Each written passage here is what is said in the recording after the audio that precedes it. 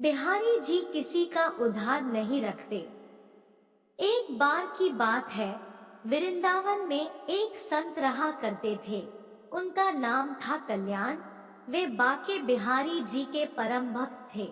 एक बार उनके पास एक सेठ आया। अब था तो सेठ, लेकिन कुछ समय से उसका व्यापार ठीक से नहीं चल रहा था। उसको व्यापार में बहुत नुकसान हो रहा था।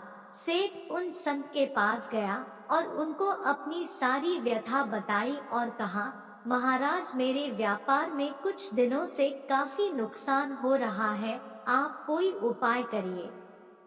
संत ने कहा, सेठ जी, अगर मैं ऐसा कोई उपाय जानता तो आपको अवश्य बता देता, लेकिन मैं ऐसी कोई विद्या नहीं जानता जिससे मैं आपके व्यापार को ठीक कर सकूं।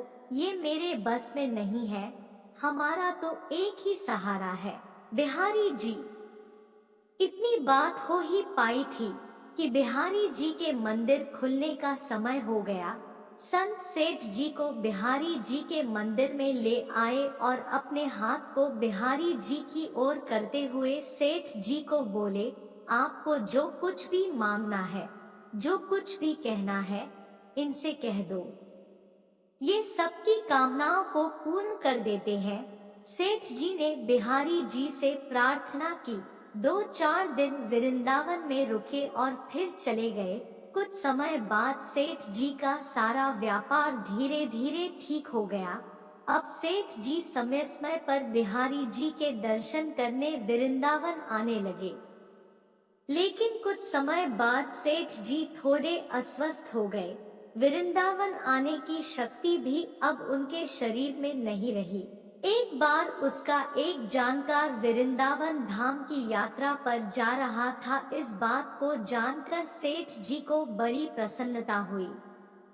सेठ जी ने उसे कुछ पैसे दिए, 750 रुपए, और कहा कि ये धन तू बिहारी जी की सेवा में लगा देना और उनको पोशाक धारण करवा देना।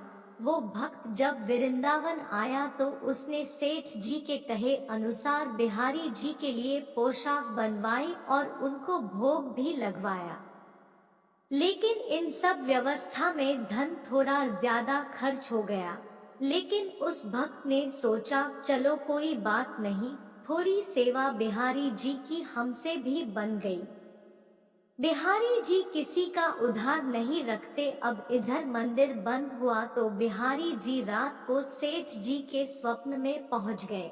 सेठ जी को स्वप्न में ही बिहारी जी ने कहा, तुमने जो मेरे लिए सेवा भेजी थी वो मैंने स्वीकार की, लेकिन उस सेवा में 249 रुपए ज्यादा लगे हैं।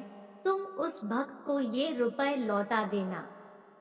ऐसा कहकर बिहारी जी अंतर्ध्यान हो गए।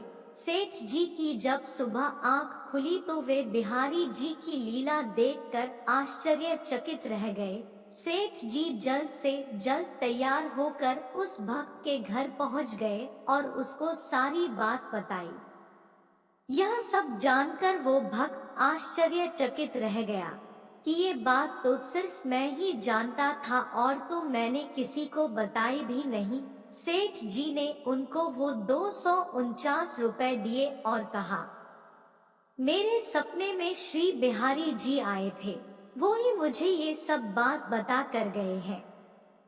ये लीला देखकर वो भक्त खुशी से मुस्कुराने लगा और बोला, जय हो बिहारी जी की। इस कलयुग में भी हमारे बिहारी जी किसी का कर्ज किसी के ऊपर नहीं रहने देते।